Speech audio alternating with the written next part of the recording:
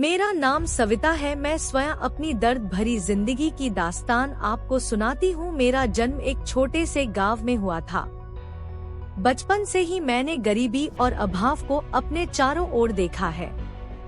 मैं अपने माता पिता की इकलौती संतान हूँ।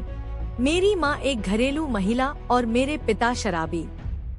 घर में अक्सर लड़ाई झगड़े होते रहते थे और मैं बचपन से ही इन सब का साक्षी बनी रही।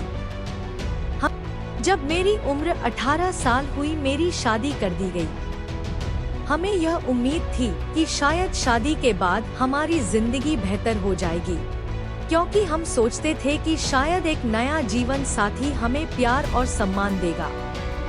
लेकिन वहाँ भी हमारी उम्मीदें तब टूट गई जब हम ससुराल पहुँचे और ससुराल वाले हमारी गरीबी और साधारण रूप रंग के कारण हमें कभी स्वीकार नहीं कर पाए।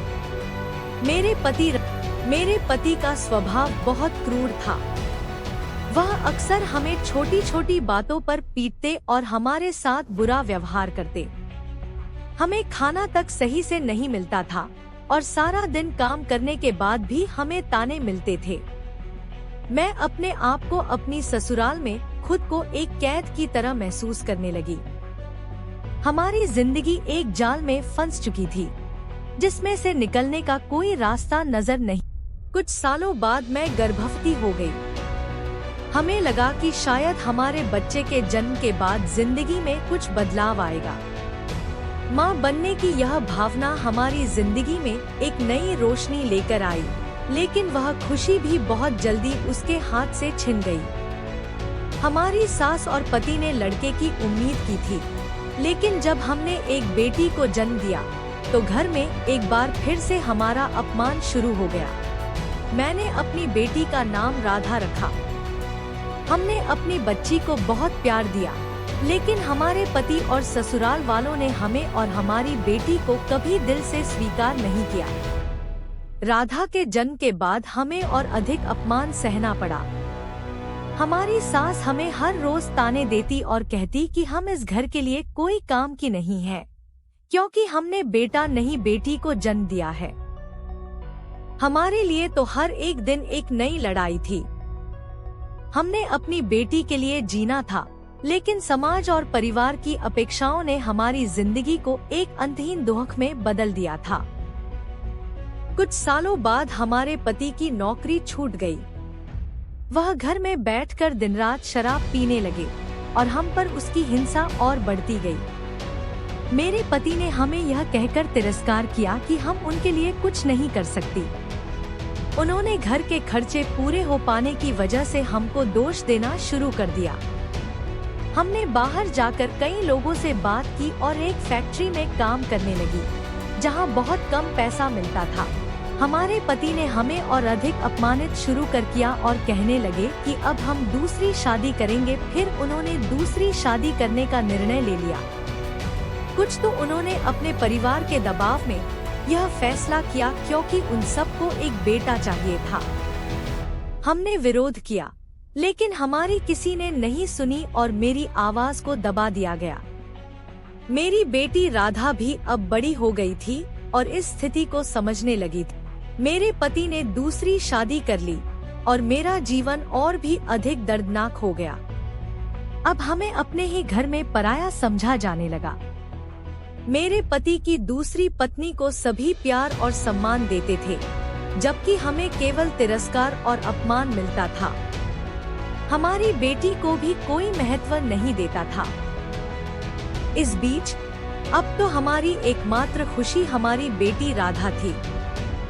अब हमारी यही ख्वाहिश थी कि मेरी बेटी राधा पढ़े लिखे और एक अच्छी जिंदगी जिए, लेकिन हमारे पास इतने साधन नहीं थे कि हम अपनी बेटी को अच्छे स्कूल में भेज सके।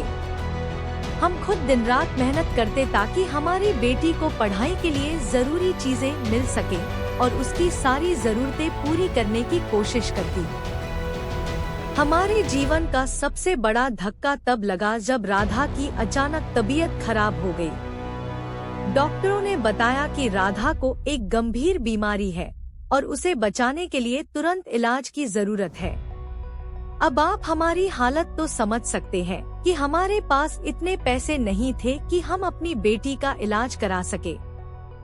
हमने गांव के लोगों से मदद मांगी, लेकिन किसी ने हमारी मदद नहीं की।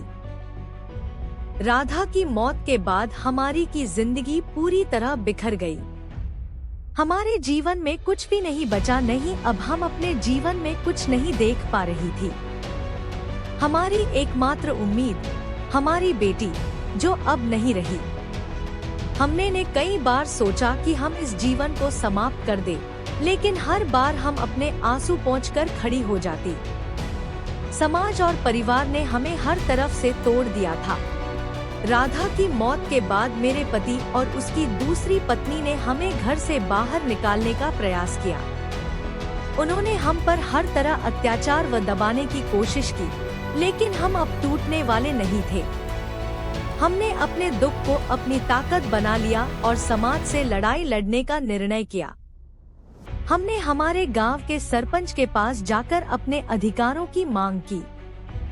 सरपंच ने हमारी बात सुनी और हमने अपने जीवन की सबसे बड़ी लड़ाई उस घर को बचाने की, जहां हमने अपनी जिंदगी के सबसे बड़े दुख देखे थे।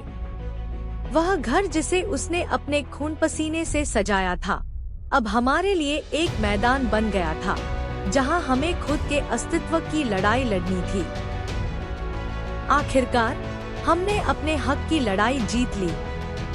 मेरे पति को कानूनी रूप से उसे उसका हिस्सा देना पड़ा और हम अपनी जिंदगी की सबसे कठिन लड़ाई जीतकर एक नई शुरुआत करने के लिए तैयार हो गई। हमने गांव में एक छोटी दुकान शुरू की, जिससे हमारी आजीविका चलने लगी। अब हमारी समाज में एक नई पहचान बन रही थी। लोग हमारी हिम्मत और संघर्ष की दास्तान को सुनकर प्रेरित होने लगे। जिसने भी हमारी कहानी सुनी, उसकी आंखों में आंसू आ गए। हमारा जीवन भले ही दर्द और कठिनाइयों से भरा था, लेकिन हमने हार नहीं मानी। हमने साबित कर दिया कि एक औरत का दर्द उसकी कमजोरी नहीं, बल्कि उसकी ताकत बन सकता है।